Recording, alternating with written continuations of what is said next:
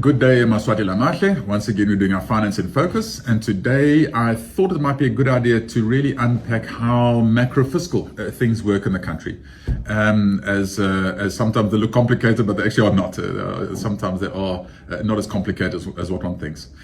So for about 20 years, in Maswati, we had like a 2% growth. So let's say pre-COVID era, we had an average of 2% growth, really too low growth to create enough jobs and to get us out of poverty.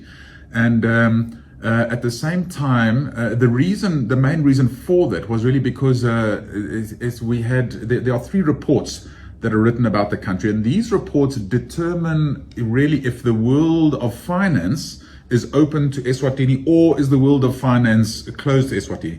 These reports are, the one is the IMF Article 4 report, the other one is the World Bank report, and the other is our Moody's report. So obviously we only use one rating agency, they're quite expensive, but we use Moody's.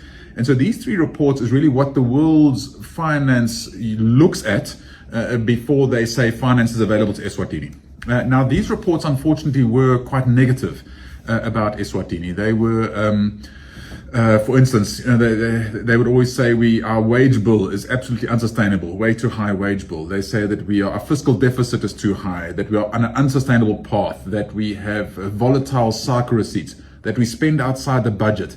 And also they would often have like a very strange narrative on our democracy, on our country's political system. And so over the years, let's say around 2018, 2019, 2020, around that period, we worked very hard as a country to try and fix a lot of these narratives. The wage bill, as everyone knows, we put a hiring freeze on government, and we brought the wage bill from a 42% of expenditure to a 32% of expenditure. In fact, now with the salary review, it's taken us up to a 33% of expenditure, but again, we're not going back to those old times. So obviously this year we are having a larger wage bill, but at the same time it is now 33%, not the 42% where we come from. And we're hoping over the next few years to continue now to take it down even below the 32%. So the wage bill issue was dealt with. We then had a fiscal deficit. We managed to reduce the fiscal deficit. Fiscal deficit, again, being the difference between the money that you spend and the money that you have. It's that gap. A fiscal deficit as a percentage of GDP. We brought it down from 7.5% to about 2% in that time. We then had sustainability, so meaning that our debt now remained at around, like stabilized around 40%, our debt to GDP ratio. And with that being stable around about 40%, it then means that we're sustainable. The moment you can keep it at whatever place that is, it means you're on a sustainable path. We then, on the SACU stabilization fund, we put that in, which dealt with our volatility in the SACU receipts. So now all of a sudden we have a fund, the fund currently holding, hold around 1.5 billion. And that fund is now a cushion towards SACU receipts, meaning it's no longer volatile.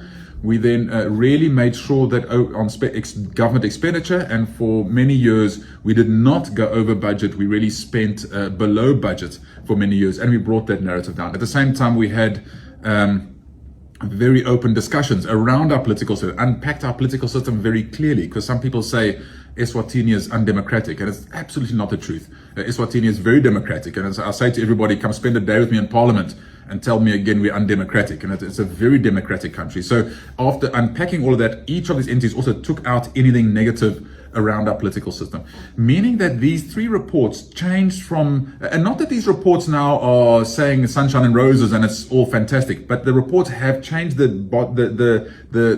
narrative from saying virtually Eswatini is uninvestable towards turning that around to say now Eswatini is investable. Now that means two things. It means that the world of finance opens up to the private sector in Eswatini. All of a sudden, our firms in Eswatini can now loan money from really 10 times more different places than what they could before. But it also means that government, all of a sudden, all these world's financial institutions are now open to loan money to the government, whereas it wasn't the case before either. So as we speak, and that would have created, that is probably the main driver why we then went from a 2% average to around a 5% average, because for those who don't know what's going on in the country, virtually every large company in Eswatini is going through growth, and they can go through that growth because they have finance available to them to grow with. And so with that, again, comes a certain risk, because with government now being open to be able to have more funding available, the temptation is now to be able to take more funding as government. So as a government, we have had a few things that's happened to us. So we have unfortunately gone from 40% last year to 45% debt, and this year we might be going to 50% debt to GDP ratio.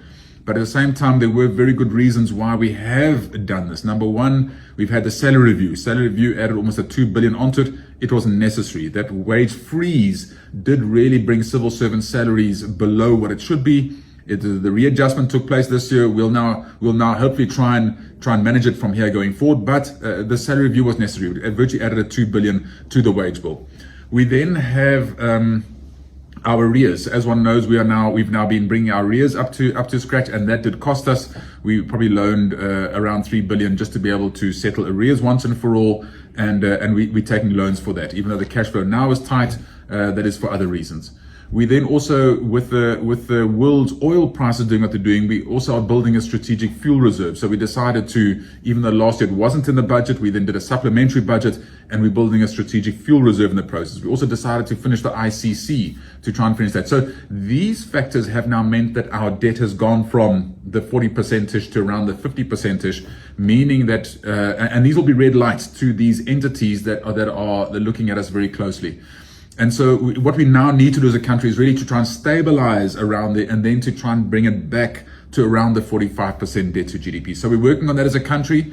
We really need to make sure that we get that right. We need to try and not take on too much debt. In fact, what we need to do strategically is to make sure that the debt that we raise is more through PPP structures, boot arrangement structures, through our parastatals, that making sure that the funding goes to the private sector kind of enterprises rather than directly to government.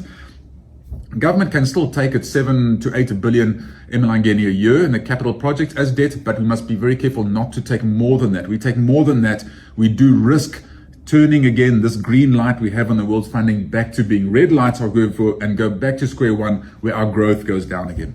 And so eMaSwati, just the underlying messages, if one is planning on doing projects in the country, now is a good time, with funding generally being more open to business than what it was before. I'm not going to say it's easy. I'm not going to say the banks are relaxing the rules, but there is definitely more available to us as a country.